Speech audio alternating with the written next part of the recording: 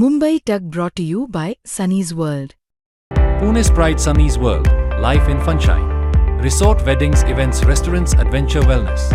Sunny's World, perfect destination for every occasion. आकाशाकडे डोळे लावून बसलेल्या बळीराजासाठी आणि उकाड्याने हैराण झालेल्या सर्वसामान्यांसाठी एक अतिशय महत्त्वाची आणि आनंदाची बातमी आहे. लवकरच महाराष्ट्रात मान्सून दाखल होणार आहे. म्हणजेच नैऋत्य मान्सून जे आहे ते लवकरच भारतात आणि महाराष्ट्रात दाखल होणार आहे. आता मान्सूनची काय स्थिती आहे तर आता अंदमान निकोबार बेटापर्यंत मान्सून धडकलेला आहे. केरळमध्ये लवकरच मान्सूनचं आगमन होणार आहे आणि पुढच्या काहीच दिवसांमध्ये महाराष्ट्रात मान्सूनचं आगमन होणार असल्याचं हवामान खात्याने म्हटलंय. नक्की यंदा मान्सूनची काय स्थिती असणार आहे, मान्सून नेमका यंदाच्या वर्षी कसा असेल, महाराष्ट्रात कुठे कुठे मान्सूनचा सगळ्यात आधी आगमन होऊन नक्की पावसाची सगळ्यात जास्त स्थिती कुठे असणार आहे, हे सगळं पाहूयात या व्हिडिओच्या माध्यमातून. नमस्कार, मी छाया आणि आपण पाहताय मुंबई तक. तर सर्वात आधी हवामान खात्याने ज्या तारखा जाहीर केलेल्या आहेत मान्सून दाखल होण्याच्या ते आपण ग्राफिक्सच्या माध्यमातून पाहणार आहोत. तर इकडे आपण बघू शकतो की 16 मे आजची जी तारीख आहे, आज 16 मे दरम्यान अंदमान निकोबार बेटांवर मान्सूनचं आगमन झालेलं आहे. आपण बघतोय की 16 मे रोजी म्हणजे आजच्या दिवशी अंदमान निकोबार बेटांवरून मान्सूनचे जे नैऋत्य मान्सूनचे जे वारे आहेत ते सरकत असल्याचं आपल्याला बघायला मिळतंय आणि पुढच्या काही दिवसात म्हणजे 16 मे ते 1 जून दरम्यान केरळमधून मान्सून जे वारे आहेत ते नैऋत्य मान्सूनचे जे वारे आहेत ते पुढे सरकत असल्याचं आपल्याला बघायला मिळतंय आणि हळूहळू आपण बघतोय की 5 जून दरम्यान केरळच्या वरचे जे राज्य आहेत इथून मान्सूनचे जे वारे आहेत ते इकडे पुढे सरकत असल्याचं बघायला मिळतंय. महाराष्ट्रात मान्सूनचं आगमन कधी होणार आहे तर 6 जून ते 10 जून पर्यंत महाराष्ट्रात मान्सूनचं आगमन होणार आहे.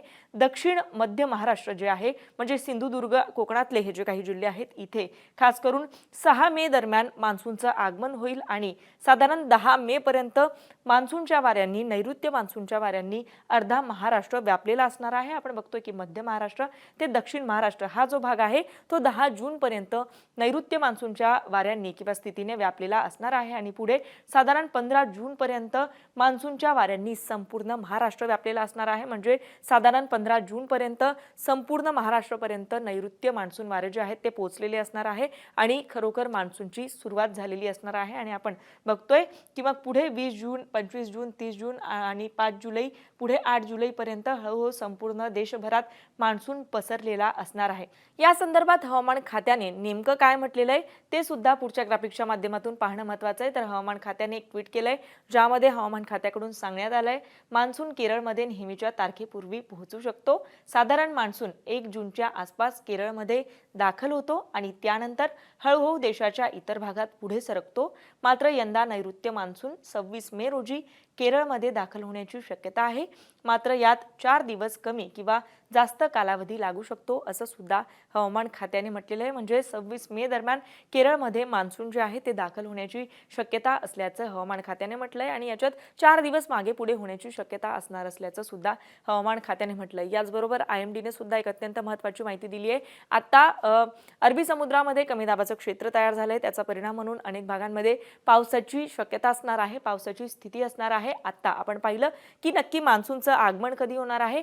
आता ह्या सगळ्या संदर्भात एक आकडेवारी समजून घेणं महत्त्वाचं आहे.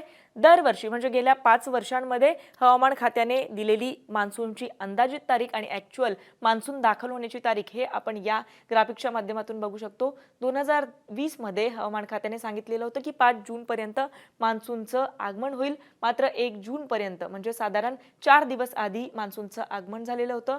तर 2021 मध्ये 31 मे ही तारीख देण्यात आलेली होती मान्सूनच्या आगमनाची. मात्र 3 जून पर्यंत मान्सून दाखल झालेलं होतं. तर 2022 मध्ये 27 मे तारीख हवामान खात्याकडून देण्यात आलेली होती.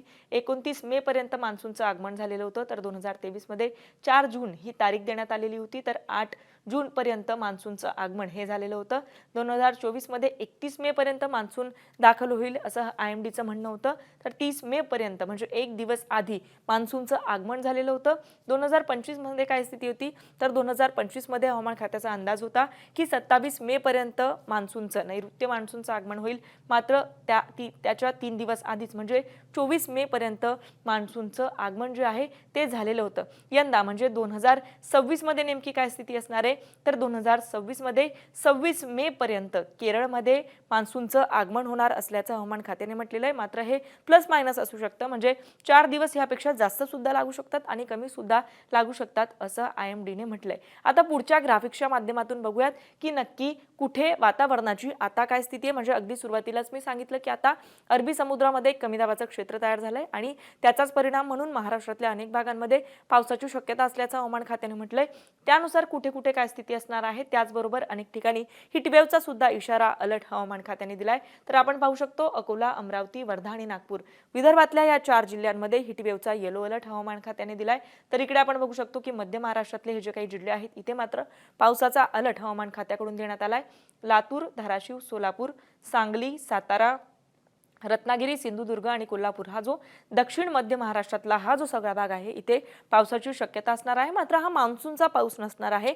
कमी दाबाच्या क्षेत्राचा प्रभाव म्हणून इथे पावसाची स्थिती निर्माण झाली आहे. त्याच्यावरचे जे जिल्हे आहेत पुणे, अहिल्यानगर, बीड, परभणी, हिंगोली, नांदेड इथे सुद्धा तुरळक स्वरूपाचा म्हणजे कमी ते मध्यम स्वरूपाचा अगदी पावसाच्या हलक्या सरी बरसण्याची शक्यता असेल.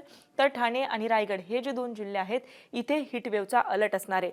उद्या नेमकी काय स्थिती असेल तर आपण बघू शकतो उद्या म्हणजे 17 तारखेलाही महाराष्ट्रातल्या काही भागांमध्ये पावसाची स्थिती असणार आहे. खास करून बीड, धाराशिव, लातूर, सोलापूर हे जे जिल्हे आहेत याचबरोबर दक्षिण महाराष्ट्रातला रत्नागिरी असेल, सिंधुदुर्ग, कोल्हापूर हा जो भाग आहे इथे पावसाचा अलर्ट हवामान खात्याने दिलाय. पावसाचा येलो अलर्ट हवामान खात्याने या भागांना दिलाय. तर उर्वरित मध्य महाराष्ट्रातले जे जिल्हे आहेत तिथे कमी ते मध्यम स्वरूपाचा तुरळक म्हणजे रिमझिम स्वरूपाचा पाऊस पडण्याची शक्यता असणार आहे. तर अकोला, अमरावती, नागपूर आणि वर्धा हे जिल्हे मात्र हिटवेव्हच्या अलर्टवर असणार आहे. तर अशा पद्धतीने मान्सूनची नेमकी काय स्थिती आहे, महाराष्ट्रात मान्सून कधीपर्यंत दाखल होऊ शकतं हे आपण या व्हिडिओच्या माध्यमातून जाणून घेतलंय. आता तुमच्या भागात वातावरण कसं आहे, वातावरणाची काय स्थिती आहे आणि याचबरोबर मान्सून संदर्भात किंवा वेदर संदर्भात तुमचे काही प्रश्न असतील तर तेही आम्हाला कमेंट करून नक्की कळवा. आणि अशाच वातावरणासंदर्भातल्या आणि इतरही अपडेट जाणून घेण्यासाठी मुंबई तकला जर आपण नवीन असाल तर मुंबई तक चॅनलला सबस्क्राईब करायला विसरू नका. हा व्हिडिओ पाहिल्याबद्दल धन्यवाद.